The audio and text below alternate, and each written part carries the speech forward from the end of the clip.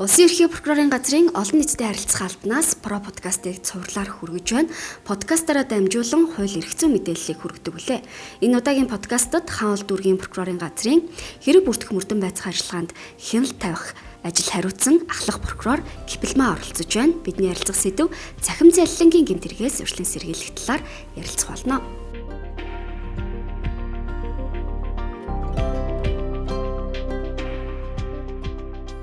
За сайн байна уу, танд энэ өдрийн мэндийг хүргэе. Сайн байна уу? Танд ч гэсэн өдрийн мэнд хүргэе. Өнөөдөр хоёулаа цахим залилангийн гэмтэргээс хэрхэн урьдчилан сэргийлэх талаар ярилцсан. Тэгэхээр сүүлийн үед ер нь энэ төрлийн гэмтэрэг маш их гарах боллоо. Хүн болгон сошиал медиаг ашиглаж байна, тийм ээ. Гэтэл цахим залилангийн гэмтэрэг энэ хэрэглээг дагаад маш их өсөж байна. За тэгээ Хаант дүүргийн прокурорын газраас энэ талаар бас томоохон судалгаа хийсэн байна л да. Судалгаагаар тогтоогдсон та нөхцөл байдлын талаар танилцуулахгүй юу? За тийм ээ. Манай дүүргийн прокурорын газраас дүүргийнхээ 2 цагдаагийн хилцүүлэн эрүүгийн цагдаагийн албаны кибер гэмтэрэгтэй тэмцэх хэлтсээр шалгагдж байгаа цахим залилангийн гэмтэргийн гаралт шалтгаан нөхцөл энэ байдлыг наривчлан судалж үзлээ. 2021 оны эхний 11 сарын байдлаар судаллаа. Тэгээ цахим залилангийн 276 гэмт хэрэг, хууль бусаар цахим мэдээлэлд нэвтэрсэн 35 хэргийг хамруулан ингээд судалгаа хийсэн байгаа.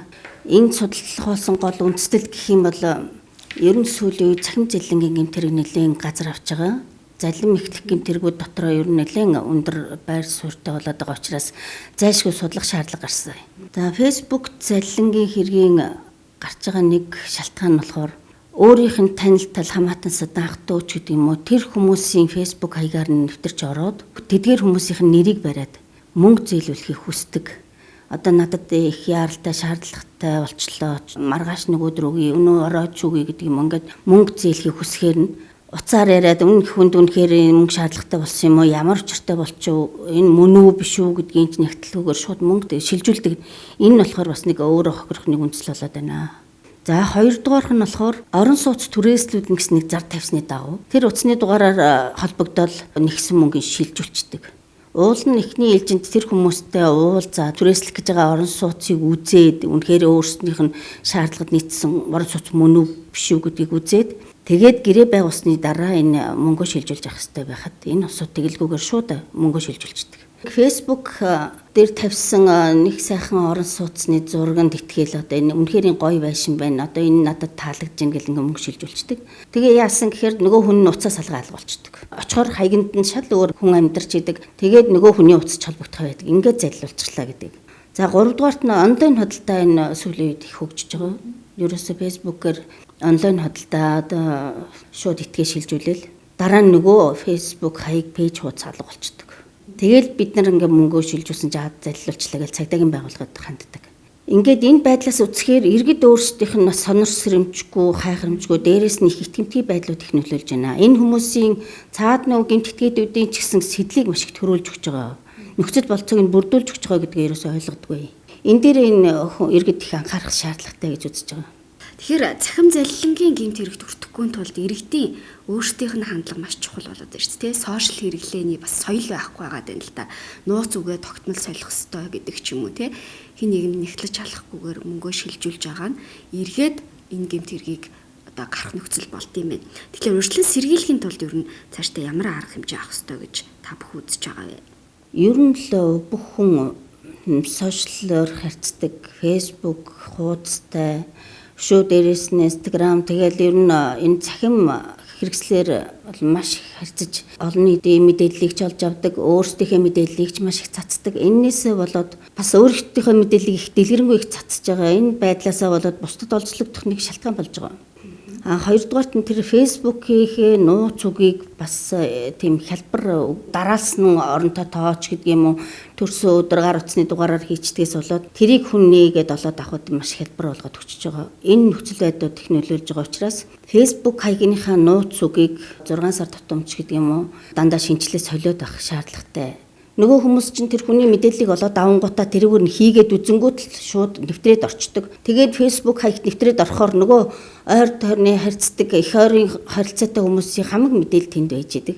Залим эхлэх гэмт хэрэг үйлдэхэд маш амархан арга замыг нээгээд өгчдөг. Ийм болохоор энэ улсууд бас энэ дээр их анхаарах шаардлагатай. Facebook хаягныхаа нууц үгийг ч гэсэн хүн их амар тайлхааргүй тийм кодоор хийж яхах нь зөв үү гэдэг ийм л байдал харагдаж байгаа маа нэгдүгüүрт нь. Хоёрдугаарт нь болохоор хүмүүсийн тавьж байгаа зарын дагуу өөрсдөө нь уулзаад харьцаад тэр дараа нь тэр мөнгө төгрөг шилжүүлэх асуудлаа хийж явах хэрэгтэй байхад тэгдгүү ерөөсөө зүгээр нэг итгэмтгий ах トゥ удаа мөнгө өгч юм шиг шууд өгчдөг.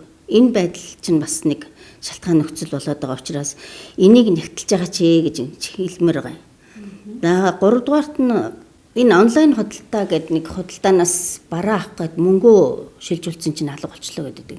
Уул нь энэ онлайн худалдаа гэдэг юм чинь авчруулсныхаа дараа ч гэдэг юм өөрөө очиод юм авсныхаа дараа мөнгө шилжүүлж авах байтал төрүүлээ шилжүүлчихдэг. Тэрийг хүмүүс мэддэг учраас онлайнаар тийм худалд ингээл нэг Facebook хаягн дээр нэг гой зураг тавиал тэгэнгүүт нь шууд шилжүүлчихдэг. Энэ бол ерөөсө бас нэг шалтгаан нөхцөл болоод байгаа учраас тэр бараа таваар авсныхаа дараа мөнгө төгрөг шилжүүлж байгаа ч гэж ингэж иргэдэд бас сануулмаар байгаа юм.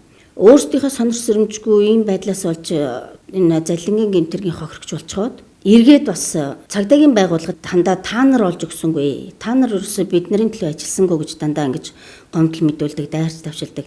Ийм байдлууд бас их гардаг учраас иргэдэд энэ талаарх мэдлэгээ дэвшлүүлээч. Өөрсдөө сонор сэрэмжтэй хариуцлагатай байгаа ч гэдгийг хэлмээр. Тэгэхээр цахим залилангийн эргийг ер нь ямар хүмүүс үүдэлгээд байгаа? Яагаад ер нь энэ төрлийн гэмт хэрэг маш ихээр гарах болов? Энэ ингээд гэмт хэргийг үлдэж байгаа хүмүүст ер нь хуулийн ямар хариуцлага хүлээлгдэг юм бэ? Судалгаа хийгээд үзэхээр цахим залилангийн гэмт хэргийг ихэнхдээ бол залуучууд үлдээд байгаа. Гэмт хэрэг үлдэгдээд байгаа шалтгаан нөхцөл юу вэ гэхээр нэгдүгüүрт ажилгүйд л их байна.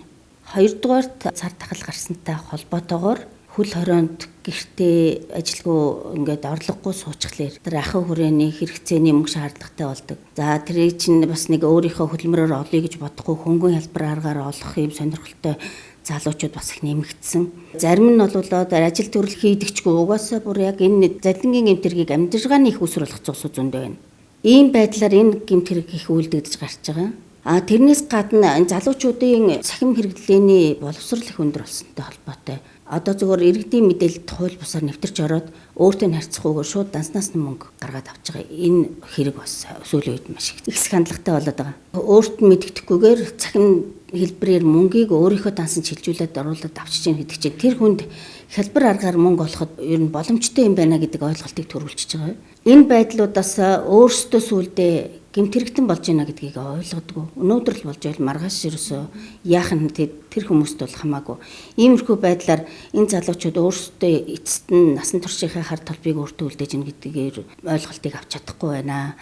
Энд юутай холбоотой гэхээр одоо нөгөө боловсрал муутай. Шөө дээрээс нь энэ хууль эрх зүйн мэдлэг нэмгэн энэ талаар нь эцэг эхийн хараахийн дээрээс нь боловсролын байгууллагын тогтолцоо муутайгаас энэ гэмт хэрэг үлдэгдээд гараад байгаа л гэдэг ийм дүгнэлт хийж байгаа.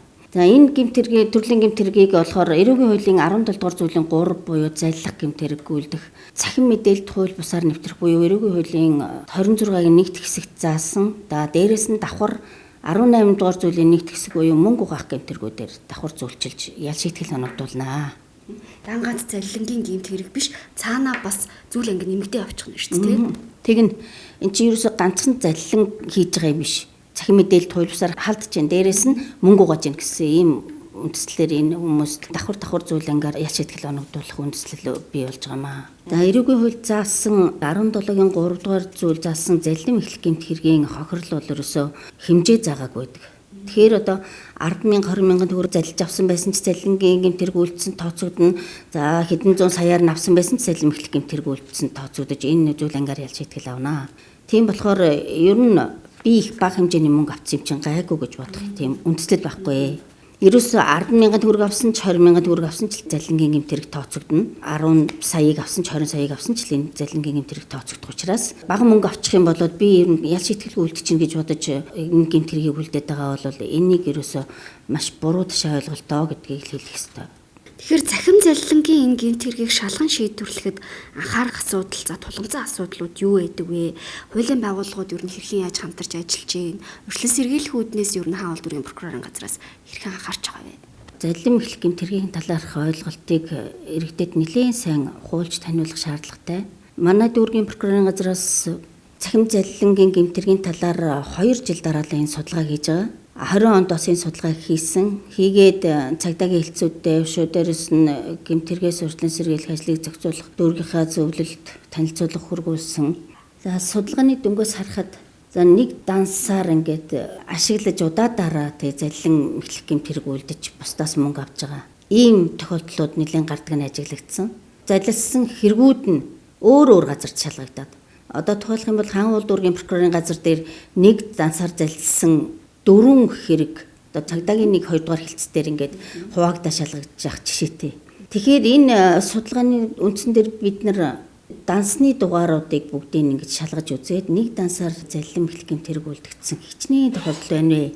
Энийг яаж нэгтгэж шалгаж иж эзнийг тогтоох вэ гэдэг энэ ажиллагааг хийх шаардлагатай гэж үзээд цагдаагийн 1-2 дугаар хэлцэд эдгээр энэ дансны хэрэгүүдийг яаж үлдгэцнийг нэгтгэж шалгаа гэдэг ийм бас өөр чиглэл өгсөн байгаа.